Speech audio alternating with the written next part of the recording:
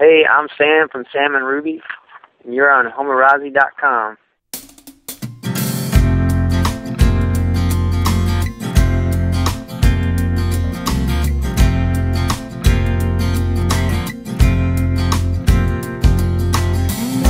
Who can say why we will get caught in the thrill of testing ourselves?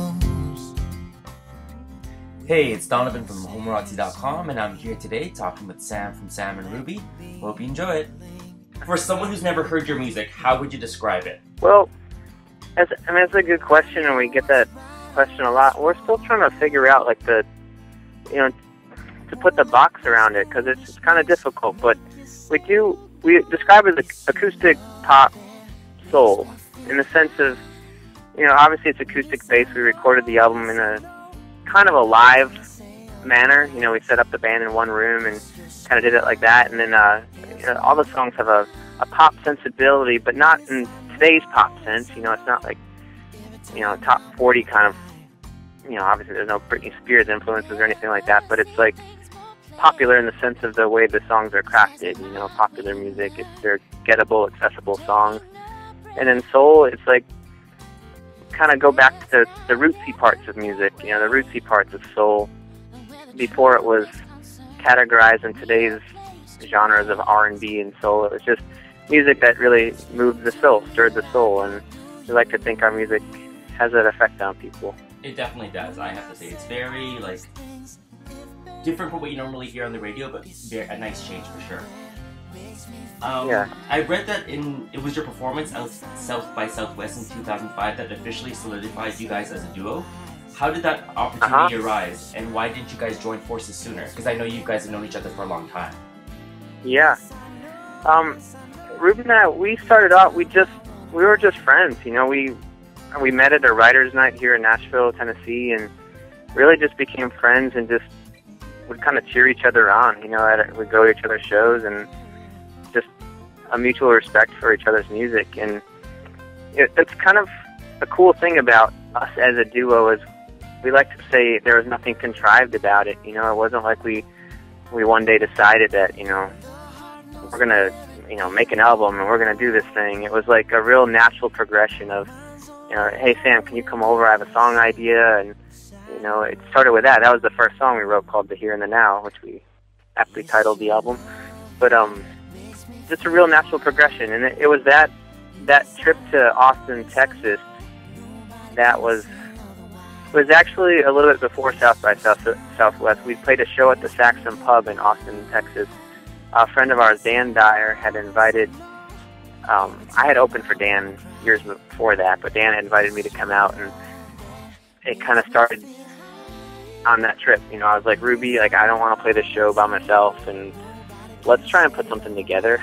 And we'll sing some of your songs, some of my songs, and sing some cover songs, some James Taylor stuff. And we just headed out to Austin with no game plan, just a set worth of music, and played a show and realized that this is really cool.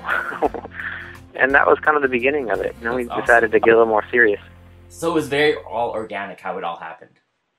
Exactly. Perfect. Ruby's been quoted as saying that when she first saw you performing, she says, I want some of that. So I guess she obviously got some. You guys have a great musical chemistry. Does that stem from being great friends, or is there something more?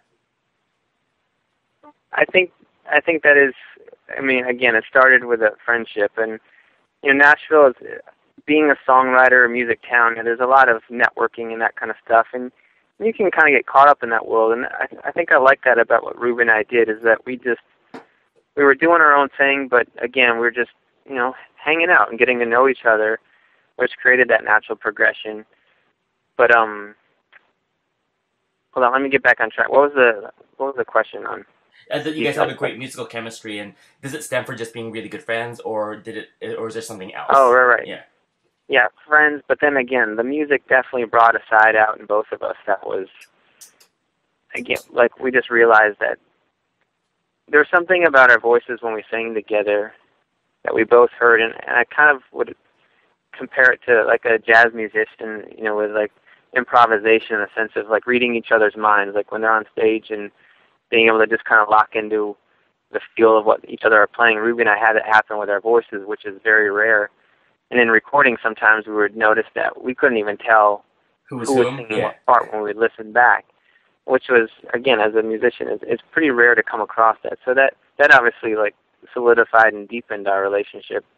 You know, just knowing that it's like we feel, in a way, we feel responsible for what we're doing. You know, like we're responsible for getting this music heard.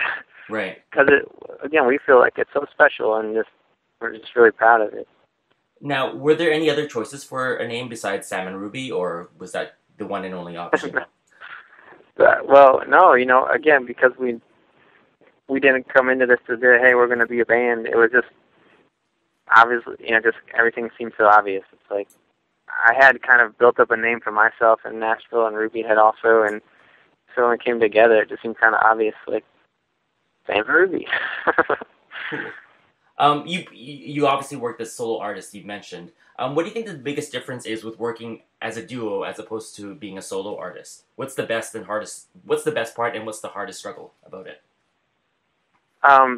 Okay, best part is we've got each other's backs. Like, Ruby and I have been in the industry long enough to kind of know what we like and what we don't like, and what the kind of people we want around us and don't. And so that's been a real bonus to having each other. Again, we just, you know, always can back each other up and kind of be protective of each other.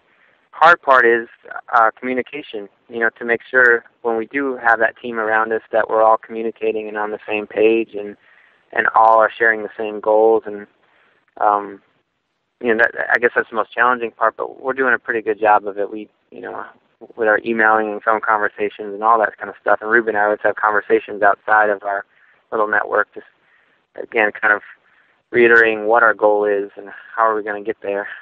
Cool. Earlier you mentioned that James Taylor was a big hero in your household growing up. What other musical influences do you have? It's pretty broad. You know, I had an older brother, and when I was little, he was listening to all the funk stuff, like Grandmaster Flash and the Furious Five, Bootsy's Rubber Band, and of course Prince and Michael Jackson and all that stuff. So like I grew up one side of that, and my older brother, but then my parents, it was all the songs, you know, singer-songwriter stuff from the 70s, Peter, Paul, and Mary, and Paul Simon, Cat Stevens, James Taylor. That's the stuff I picked up on, because, again, it's harder to sit in your living room and, you know, play a Prince, you know, play Controversy on the guitar. But, you know, no, for real, yeah. But like I could definitely sit down and like start to learn these folk songs that I'd grown up on. Cool. Well, that was part 1 with my interview with Sam. Unfortunately, YouTube has a silly 10-minute time limit on uploaded vids, so you'll have to check out part 2 of my interview in another video. Boo, YouTube. Anyway, you'll also have to check out my one-on-one with Ruby, who unfortunately couldn't make it to the scheduled time, but still wanted to talk to me, so she rebooked for later that afternoon. Why did she miss it? You'll have to listen to our chat to find out. Catch you later.